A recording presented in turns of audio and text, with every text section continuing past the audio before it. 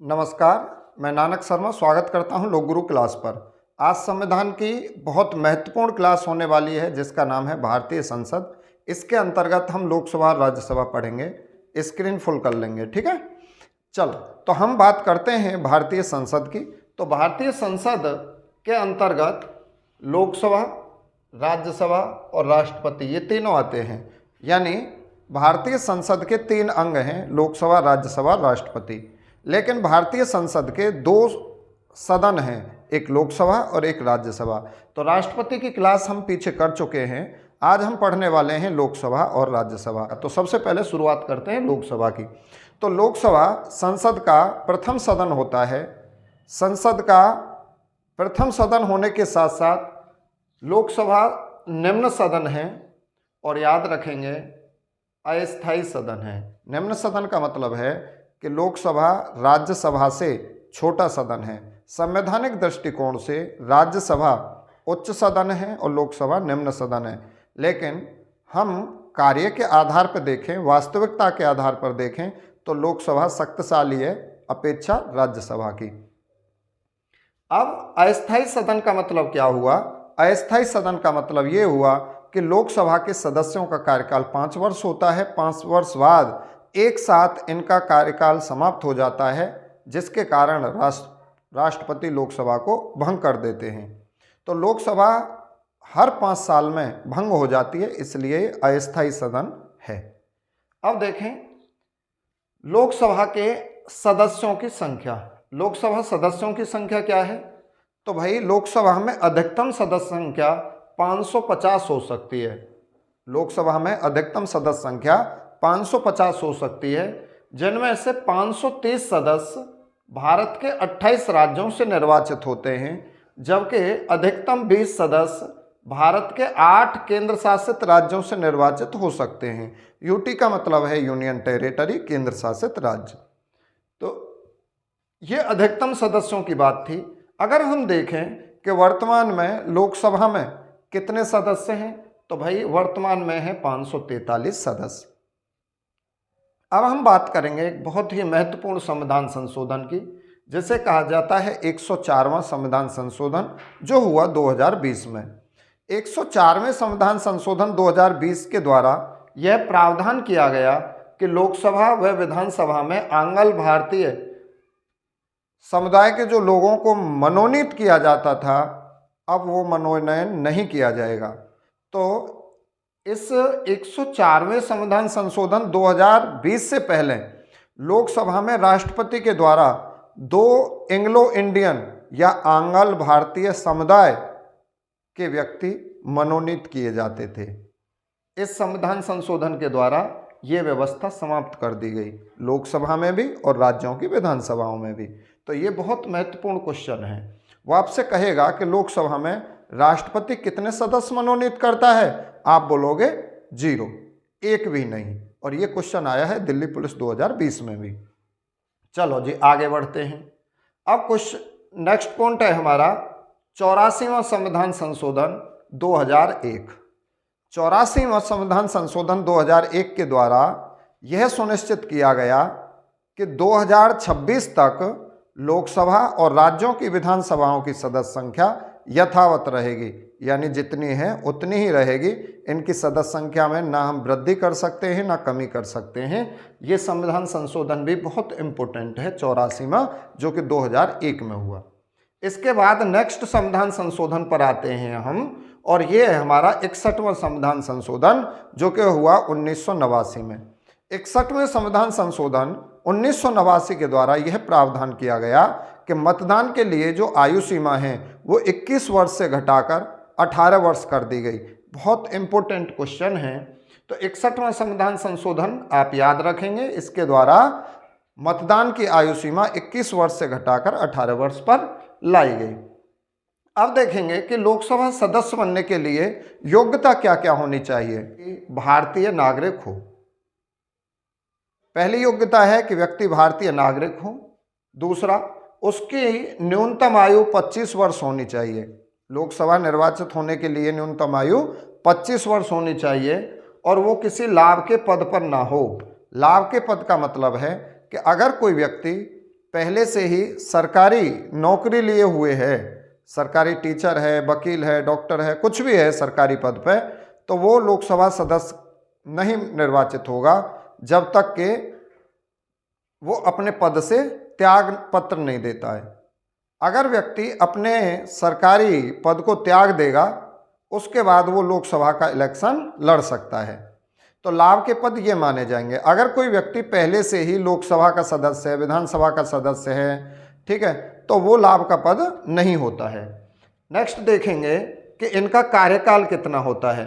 तो भाई लोकसभा सदस्यों का जो कार्यकाल होता है वो होता है 5 वर्ष, और राष्ट्रपति लोकसभा को प्रधानमंत्री के परामर्श से 5 वर्ष पूर्व भी भंग कर सकता है। आपको पूछ लेगा यहीं से कि लोकसभा को कौन भंग करता है, आप बोलेंगे राष्ट्रपति।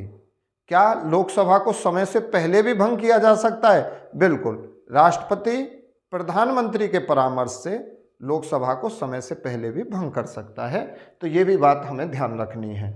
इसके बाद नेक्स्ट है, जो हमारी मंत्रिपरिषद है वो लोकसभा के प्रति सामूहिक रूप से उत्तरदायी होती है। ये भी पॉइंट महत्वपूर्ण होगा। नेक्स्ट आता है कि लोकसभा व राज्यसभा के अधिवेशन राष्ट्रपति के द्वारा बुलाए जाते हैं और स्थगित किए जाते हैं। लोकसभा के जो अधिवेशन होंगे या राज्यसभा के भी अधिवेशन होंगे वो राष्ट्रपति के द्वारा बुलाए जाएंगे और उनका स्थगन भी राष्ट्रपति के द्वारा ही होता है। लोकसभा के एक वर्ष में कम से कम 2 अधिवेशन बुलाए जाने बहुत आवश्यक हैं।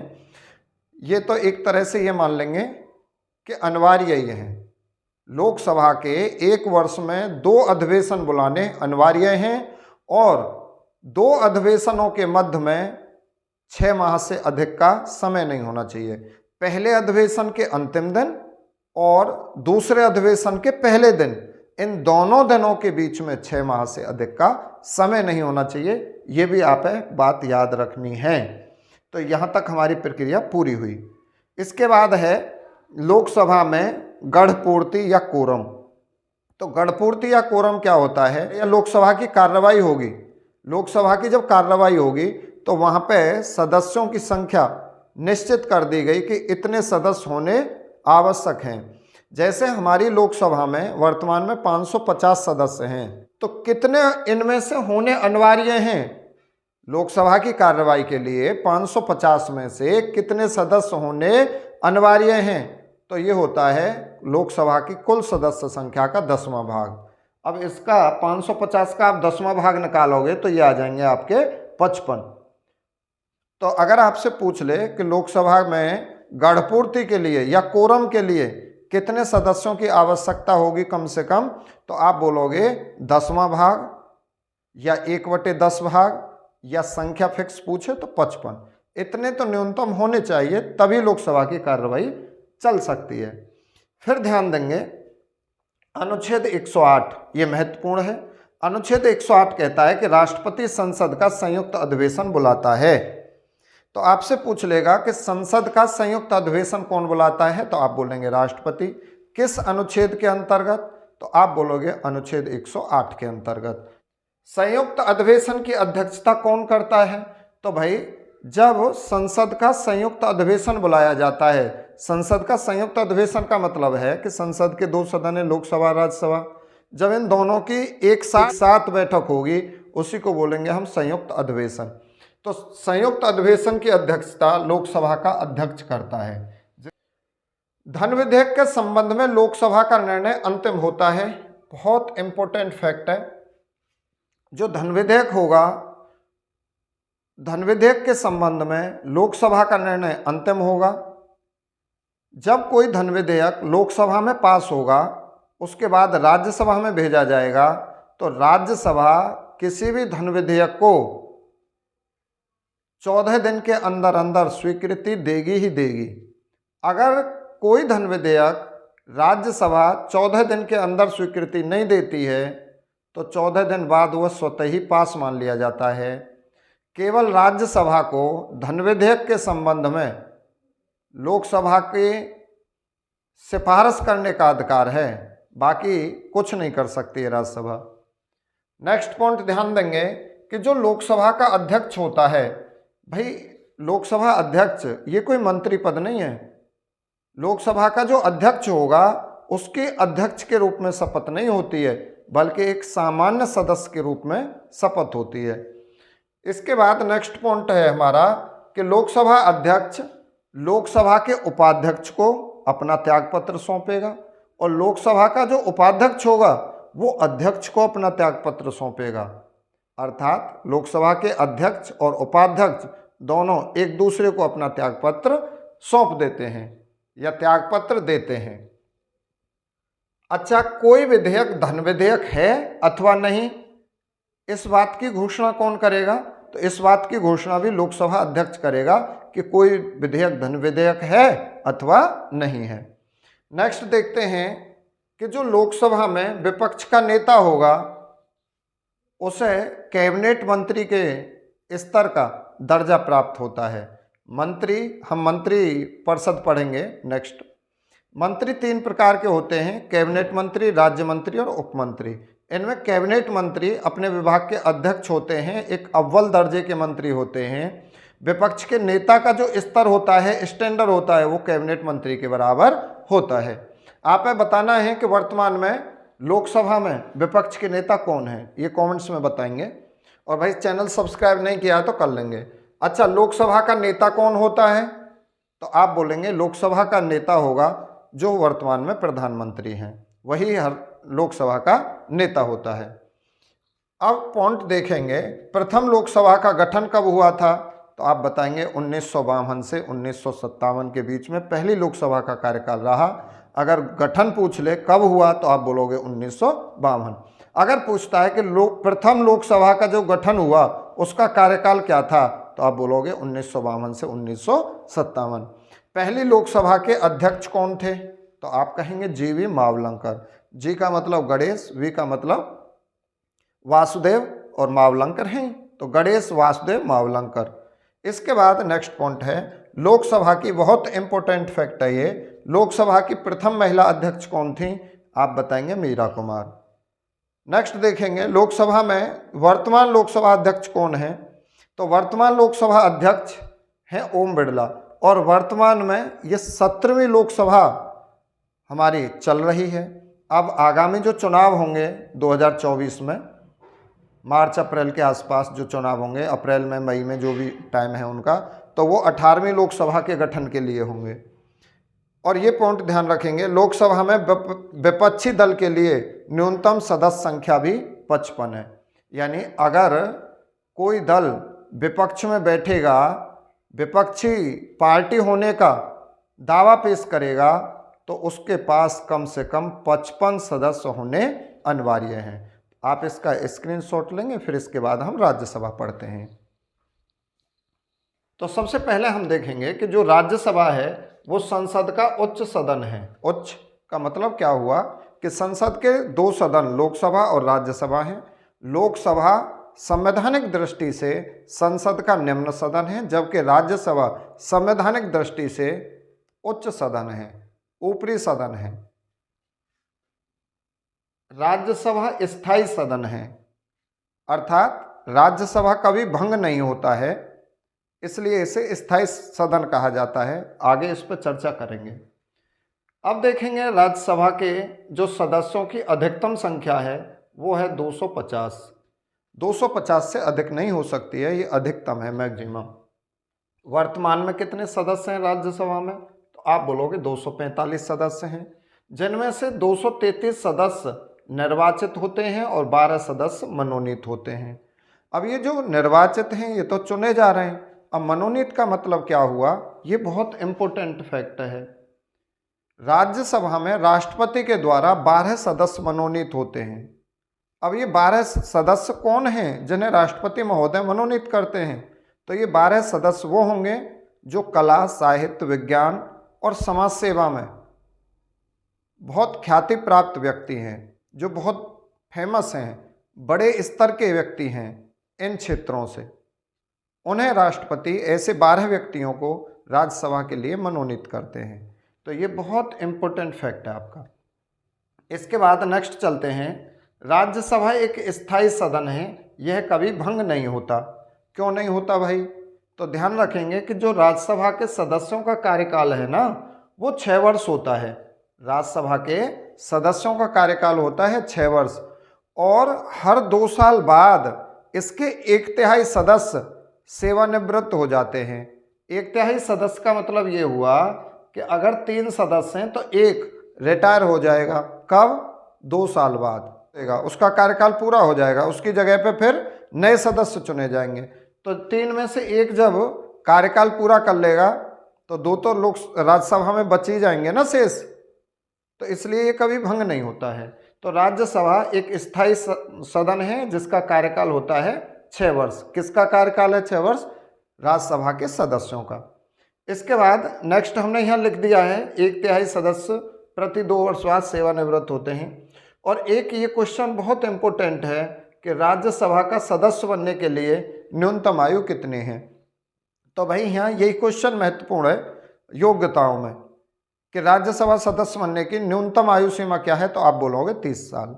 जबकि लोकसभा सदस्य बनने की न्यूनतम आयु सीमा क्या है, तो 25 साल। इसके बाद राज्यसभा सदस्य बनने के लिए और क्या योग्यता है, तो वो भारत का नागरिक हो, न्यूनतम आयु 30 वर्ष हो, लाभ के पद पे ना हो, पागल या दिवालिया ना हो, शिक्षित हो। बस यही मोटी मोटी बातें कॉमन है सबके लिए। आयु ध्यान रखेंगे, लोकसभा के लिए न्यूनतम आयु 25 साल, राज्यसभा सदस्य बनने के लिए न्यूनतम आयु 30 वर्ष। इसके बाद नेक्स्ट बढ़ेंगे, भारत का उपराष्ट्रपति राज्यसभा का पदेन सभापति होता है। एक तो बात ये ध्यान रखेंगे कि जो राज्यसभा का सभापति होता है उसे चेयरमैन कहा जाता है। कई बार राज्यसभा का सभापति नहीं आएगा, हिंदी और इंग्लिश दोनों में चेयरमैन आ जाएगा, तो याद रखेंगे राज्यसभा के सभापति को अंग्रेजी में चेयरमैन कहते हैं। तो जो भारत का उपराष्ट्रपति होता है वही राज्यसभा का पदेन सभापति होता है, चेयरमैन होता है। और भारत के उपराष्ट्रपति को जो वेतन मिलता है वो राज्यसभा के पदेन सभापति के तौर पर मिलता है। अब आगे बढ़ते हैं। मंत्रिपरिषद राज्यसभा के प्रति उत्तरदायी नहीं होती, क्योंकि मंत्रिपरिषद लोकसभा के प्रति उत्तरदायी होती है, राज्यसभा के प्रति उत्तरदायी नहीं होती। धन विधेयक के संबंध में राज्यसभा को केवल सिफारिश करने का अधिकार है, अर्थात किसी भी धन विधेयक को जो हमारी राज्यसभा है वो अस्वीकार नहीं कर सकती। केवल उस धन विधेयक के संबंध में लोकसभा को सिफारिश भेज सकती है। वो सिफारिश लोकसभा माने या न माने। अगर मान लो कि 14 दिन तक किसी धन विधेयक को राज्यसभा पास नहीं करती, तो 14 दिन जैसे ही पूरे होंगे, यानी 14 दिन के बाद वो धन विधेयक स्वतः ही पास मान लिया जाता है। अर्थात किसी भी धन विधेयक को राज्यसभा 14 दिन के लिए अपने पास रोक सकती है, इससे ज़्यादा कुछ नहीं कर सकती। तो ये पॉइंट आपका लिखा हुआ है। राष्ट्रपति राज्यसभा के 1 वर्ष में कम से कम 2 अधिवेशन बुलाएगा, और 2 अधिवेशनों के बीच में 6 माह से अधिक का अंतर नहीं होना चाहिए। पहले अधिवेशन के अंतिम दिन और दूसरे अधिवेशन के पहले दिन के बीच में 6 माह से अधिक का अंतर नहीं होना चाहिए। तो ये बहुत इम्पोर्टेंट है कि राज्यसभा का अधिवेशन कौन बुलाता है, तो राज्यसभा का अधिवेशन पूछे या लोकसभा का अधिवेशन पूछे, दोनों के दोनों राष्ट्रपति के द्वारा बुलाए जाते हैं, और दोनों अधिवेशनों के मध्य में 6 माह से अधिक का अंतर भी नहीं होना चाहिए। इसके बाद ध्यान देंगे कि भाई जो राज्यसभा का पहली बार गठन हुआ था वो हुआ था 1952 में। अब यहाँ पे कुछ फैक्ट हैं। सर्वाधिक राज्यसभा सदस्यों वाला जो राज्य है वो आपका उत्तर प्रदेश है, तो याद रखेंगे सर्वाधिक राज्यसभा सदस्यों वाला राज्य उत्तर प्रदेश। कितने राज्यसभा सदस्य चुने जाते हैं उत्तर प्रदेश से? 31। सर्वाधिक लोकसभा सदस्यों वाला राज्य उत्तर प्रदेश। लोकसभा के 80 सदस्य उत्तर प्रदेश से चुने जाते हैं। सर्वाधिक विधानसभा सदस्यों वाला राज्य उत्तर प्रदेश 403, और सर्वाधिक विधान परिषद वाला राज्य भी उत्तर प्रदेश ही है। अब यहाँ दूसरा और चौथा पॉइंट और आप नोट कर लेंगे। सर्वाधिक राज्यसभा सदस्यों वाला यूटी, यूटी मतलब यूनियन टेरिटरी, केंद्र शासित राज्य, तो वो जम्मू कश्मीर है। तो राज्यसभा में केंद्र शासित राज्यों से सबसे ज़्यादा सदस्य जम्मू कश्मीर से चुने जाते हैं 4, और सर्वाधिक लोकसभा सदस्यों वाला यूनियन टेरिटरी, केंद्र शासित राज्य दिल्ली है, यहाँ से चुने जाते हैं 7।